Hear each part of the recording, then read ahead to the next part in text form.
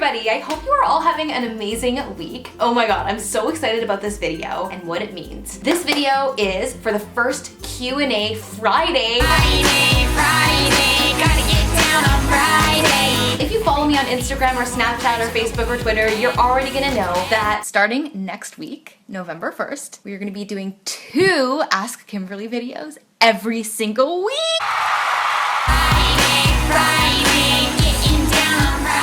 You guys are gonna get the opportunity to ask your relationship questions on all of those forums and then have the chance to get them answered in a video. I am loving this format so much. It means so much to me to be able to communicate with you guys on a more personal level. So I'm so excited to get to all the questions that we have today. There were an overwhelming number of questions this time. It was insane. Like, there is no way I could possibly read all of those questions, and especially on Snapchat, I was like annihilated with questions. It was a little bit overwhelming, but it just made me realize how much you guys are so awesome and you really want this and you really want to participate in it. If you guys are new to Ask Kimberly, don't forget to hit the big subscribe button down below. My latest giveaway is for the Ariana Grande Sweet Like Candy perfume. It is an amazing perfume, and all you have to do to be entered into the giveaway is be subscribed to this channel, Ask Kimberly, here on YouTube, and to follow me on Instagram here. All right, you guys, let's get right into these questions because I know you are waiting.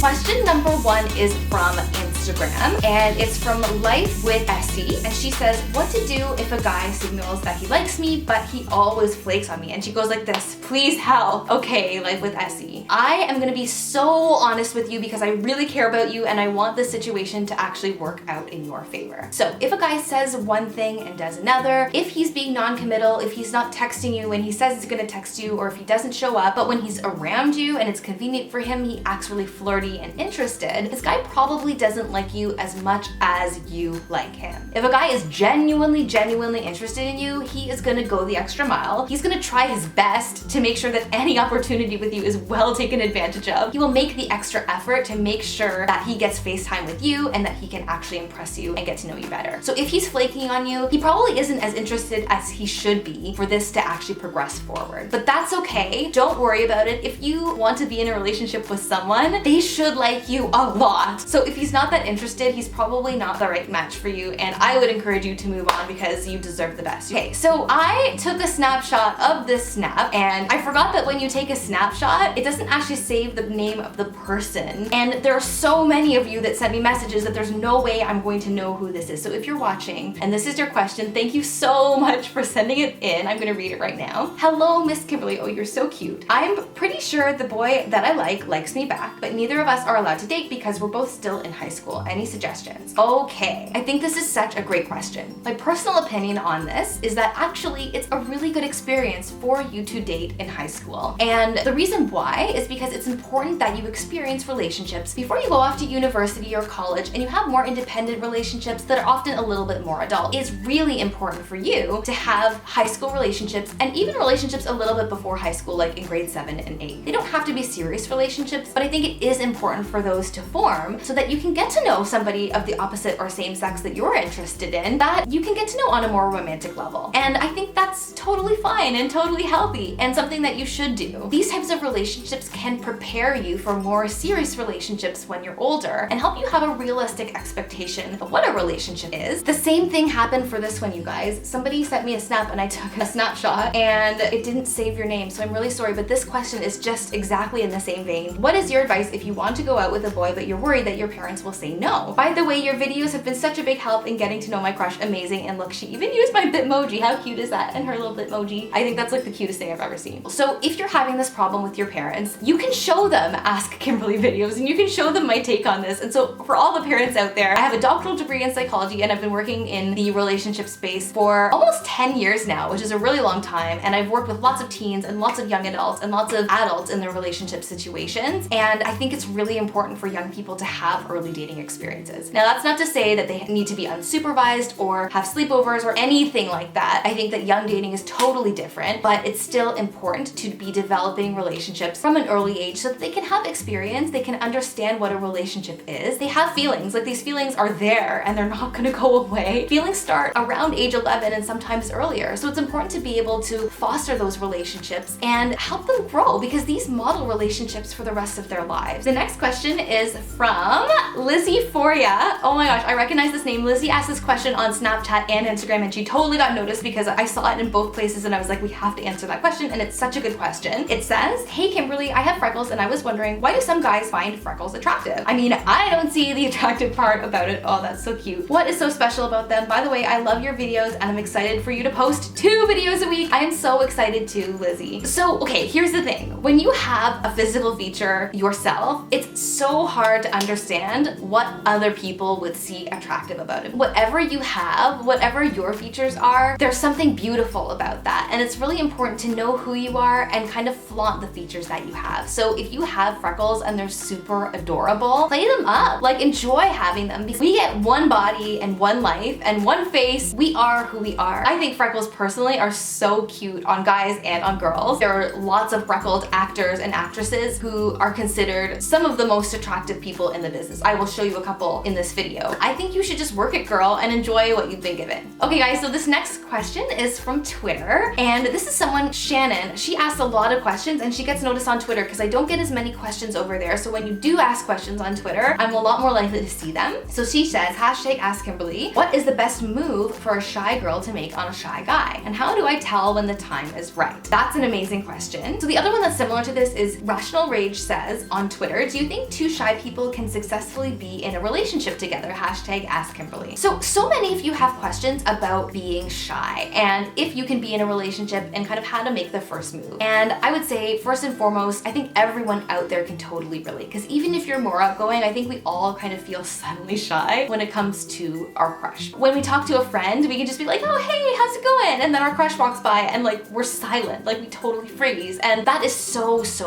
normal. But I have to tell you that I've seen a lot of examples of shy people getting into relationships with other people. In some cases, the other person is also shy, so it can totally happen. I think that it just takes a little bit of extra work and even maybe a little bit of pushing yourself outside of your comfort zone. The best advice that I have though, if you're shy and you have a crush on another shy person, is don't put the pressure of a relationship on yourself. Like, just get rid of that thought completely, because it's probably stressing you out and making you feel even more panicky inside about the prospect of talking to them. So get rid of the thought and just think about that person as a friend, treating them as if they're a friend that's shy. It can definitely progress from there, because shy people often want to be open. Sometimes they'll be standing there and they wish somebody would come and talk to them, but they're just too afraid to make the move themselves. So that requires you to push yourself out of your comfort zone, and I know that's hard to do, but it can be so worth it in the end. So I hope it works out for you guys. Okay, you guys, this question is so good. This is from Snapchat. Whoever sent this one says, a boy said they're oddly attracted to me. What does this mean? And she gave me some little hearts all around there. Guys, I think this answer is really simple. What do you ladies think out there? The Ask Kimberly opinion? If a boy says he's oddly attracted to you, it's because he likes you. Moving on. Number 6, this is such a good question, you guys. You guys were bringing it with the questions this week. Seriously, there were so many good ones. It's so hard to choose. Okay, so question 6 is from Chun Swans. My boyfriend is younger than me. Is that okay? Hashtag Ask Kimberly. Thanks so much. I love your videos. They help so much. Oh, that is so cute. And that was from Snapchat. I have a story to tell you guys, and this is a juicy story about me when I was younger. You can't tell anybody. So when I was in grade 11, I liked a guy who I became friends with over time. And this guy and I really liked each other. But the problem was that I was in grade 11 and he was in grade 9. And we didn't go to school together. We went to different schools. We met each other through different activities that we were doing. This guy was so cute and he was so nice, and I liked him so much. Seriously. What happened was, when you're in grade 11 and someone you like is in grade 9, that's a big deal in high school. It's a pretty big difference. Like, when you get older, age is not really as much of a thing, right? Like, everyone just kind of seems the same age. But you know, when you're in high school and in grade 11, I was dealing with mean girls. I was dealing with my own self-confidence issues. Like, I didn't want any reason for anyone to pick on me. I just like wanted to stay out of the limelight in that sense. I was so concerned about like what other people would think. This guy and I went to a party and we ended up kissing at the party, okay? And he asked me if I would be his girlfriend. And I said yes, because I was so excited and like just liked him so much, and like that was my natural answer. But then I got home and the weekend went by. The whole time I was so worried about what my friends would say about me going out with this guy who was like not even 2 years younger. I was born at the end of the year, so I was like the youngest in my age, and he was born at the beginning. So it's really like we were like 1 year apart. Big deal, right? So, but I was so worried about what people would say that I would be dating somebody somebody in grade 9. And so I know that sounds so awful. Like it's so superficial, and I feel like such a jerk. Like after all these years, I still think back to that and I'm like, I was such a jerk. Like I cannot believe I was thinking that way. So basically what I did, this is where it starts to get really cringy, is that I called this guy on Monday and I was like, I can't be your girlfriend anymore because I just don't think that my friends are gonna think it's like cool that we're going out because there's such a big age difference between us. I think that this guy, I think that he was actually so upset because like he knew that we both really liked each other, and it was like so obvious that I was only doing this because I was so self-conscious. And to be fair, I think this is probably the biggest mistake in dating that I have ever made, because I feel like I lost out on a really good young relationship only because I was so concerned about what other people would think. Not only that, but I was a huge jerk to somebody who didn't deserve that. Yeah, I think that if you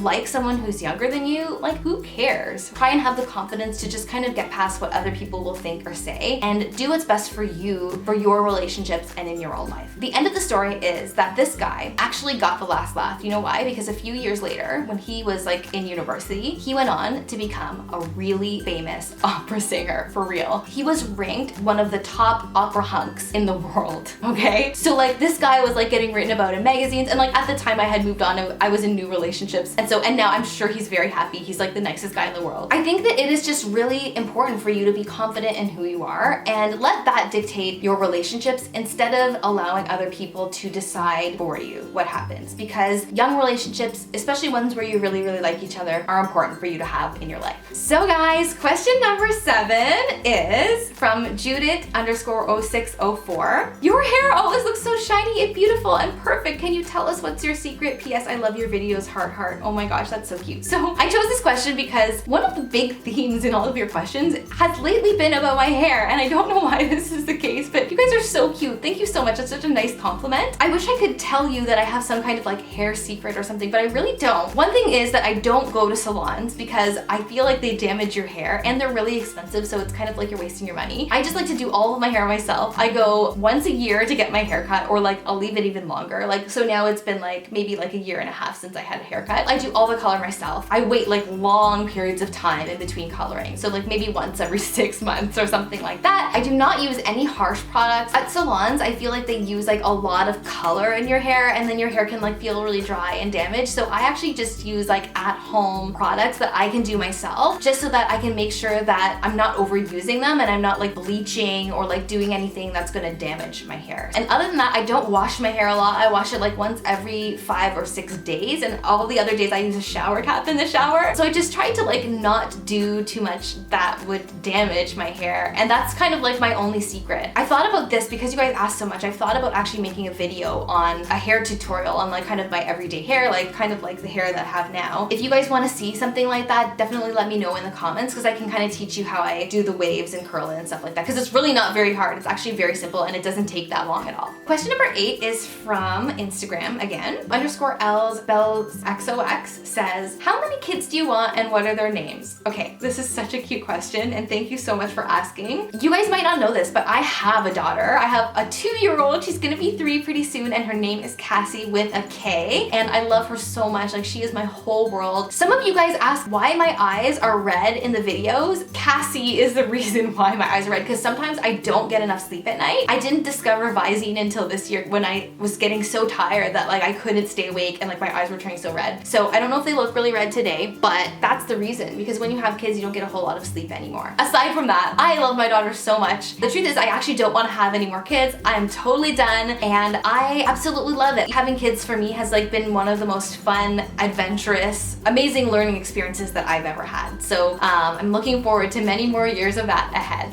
So the next question is from Krista, and she says, hi Kimberly, I was wondering, what do you do when you have a crush on a gay guy? Thank you, heart. Oh, you're so cute. The answer to this question is actually, you can't really do anything. If somebody, you know, has a preference for something that's not you, whether they're gay, they're straight, they're bi, they're trans, if they don't like you, they don't like you. It doesn't matter, you know, what their sexual preference is. And I know sometimes that's really hard to accept, and it feels really unfortunate if we're on the other side of that. But everybody has a different sexual preference, and your crush could just as easily be straight, but if they don't like you or if they're not interested in you romantically, then it doesn't really matter. Ideally, you want to have someone that's interested in you for all of you and sexually interested in you as well, right? Because that's something that's an important part of relationships, especially as you get older. So I would say if you have a crush on a gay guy, enjoy their friendship, right? Get to know them better. I think the other thing that you can do if you're not sure about your crush's sexuality, you can ask them. You can say, who are you interested? Are you interested in guys? Are you interested in girls? Are you interested in both? When you're making conversation, this is a question that you can bring up. And from my experience, when I've talked to gay and bi and trans teens, a lot of them say that they actually prefer to be asked. You know, they'd rather somebody ask them the question about who they prefer than just make the assumption. So I think asking and then kind of adjusting your conversations based on that. So good luck with that though, and hopefully if it's not a relationship, you can still have an amazing friendship with that person. On the topic of gay relationships, this is not a question that I'm gonna read out loud right now because every single person who asks these questions asks them in private. So they DM me or they send me a private message or an Instagram inbox, and that's totally fine because I know it's a really sensitive topic, especially if you're not out of the closet yet. But the question is, how do I talk to my parents about my sexuality? And especially if I'm gay or I'm bi or I'm questioning what I am, how do I talk to my parents about that? And I think that this could be a whole video or more, many videos, and there's so many videos that I want to do on gay and lesbian and bi and trans relationships because they're such an important part of relationships in general. Like, it's a huge percent of the population. And I know a lot of you guys are struggling with that too, you know, kind of questioning who you are or how to deal with who you are inside. I think that the key for how to talk to your parents about your sexuality is actually that your parents have a huge amount of responsibility in this. In all the cases that I've worked on, guys, most parents know. If you're not straight, generally your parents will know, or they'll have some kind of clue. And so I think that part of the responsibility is actually on your parents to ask you questions about your sexuality from the time you're young. So you could be on a topic of religion or something else that's going on in the world, or you could see a headline in a magazine of someone who is gay or queer or bi or trans, and you can talk about that person. And I think that if a parent is really in tune, they will take that golden opportunity to ask you about how you feel or who you're interested in. But if you're having trouble getting your parents to open up that conversation for you, and if you're feeling so nervous and shy to do it, I think one of the best things that you can do is actually drop hints for them. And my brother Mitch actually did something like this. He said something about how my mom found a school project that he was working on that had to do with being gay. And that kind of outed him, but it can be a strategic move with your parents too, because you can actually leave stuff around or have a web page open that maybe could be about gay relationships or dropping hints, because I think that gives your parents the onus to come and talk to you about this sensitive topic. I think it is really important for you to have the support of your parents with coming out as much as possible if you can, because they love you so much, probably more than anything else in the world. And my experience is that most parents just want their kids to be happy and they're loved. So the earlier you can get that topic out with them, if you know you're in a supportive environment, the better, because then you can work on sharing that with other people and feeling good about who you are on the inside. Okay guys, so we have made it. I can't believe this is the end of our second official Q&A. I'm gonna be so sad because I love doing these so much. It's so much fun. So this question, again, I'm so sorry, I don't know your name, but it says Budapest on this filter here. It's really lovely. And she says you're from Budapest, and she says, hi, I wanna be a psychologist too. Could you tell me the pros and cons? Thanks. Oh, that's so cute. And look at her little dog. Okay, first and foremost, I have to say I'm not a psychologist, but I do have a doctoral degree in psychology. So that is exactly the credential that psychologists need in order to become a psychologist. So the only difference with me and psychologists is that I decided not to register as a psychologist. I decided not to get a license after I finished my doctoral degree in psychology. And the reason I wanted to do this is because I wanted to have more fun. I wanted to just give relationship advice, and I didn't want to be in a hospital or a private practice setting as a psychologist for the rest of my life. So I made a different decision with the education that I had. Even though I'm not a psychologist, I can actually tell you a little bit about being a psychologist because I employ psychologists in my clinic in Toronto called KMA Therapy. So one of the pros to being a psychologist is that you get to help a lot of people, and you usually have like a really diverse knowledge of the DSM-5 and all of the mental health criteria because you've had to learn it through all of the practicums that you do during your doctoral degree and all of the clients that you've had to treat. So it's a really huge amount of experience that you get. And one of the coolest parts about being a psychologist is that you can actually make a diagnosis. So if somebody has a mental health issue and they are concerned about something that they have, you can actually assess them and give them a diagnosis, which is really gratifying and it really helps that person in their life. So you're helping tons of people. One of the cons of being a psychologist is actually the amount of school you have to do, which, as you guys know, I have experienced the same amount of school as a psychologist, and it took me 14 years of university. So I did a 5-year undergrad, a 2-year master's, and a 7-year doctoral degree. And 7 years is the average for a psychology doctoral degree. So it's a huge amount of school. Every country is different on like what the requirements are to be a psychologist, but here in Canada, you have to have that doctoral degree. So there's like really no way of getting around it. But what I will say though is that the school is so amazing. It's so enriching, and you really learn so much about being human and about people in general. So I think that's an amazing ambition, and I think you should totally go for it. There's absolutely nothing holding you back. All right, you guys, so that brings us to the end of our questions for today's Q&A. I really hope you liked this, and I'm so excited for the next Q&A that's gonna happen 2 weeks from now. And the next post for that on social media is gonna be coming out soon, so stay tuned for that so you guys can get your questions in. This time there were an overwhelming number of questions. If you didn't get your question answered today, I'm so sorry. I will do my best. Make sure you reach out on multiple forums next time, and hopefully I will see it, because I really can't wait to keep answering these questions for you guys. I love you so much. So guys, if you like this video, give it a huge thumbs up and come and follow me over on social media. And of course, guys, subscribe to Ask Kimberly for more weekly videos on relationships. Love ya. Bye.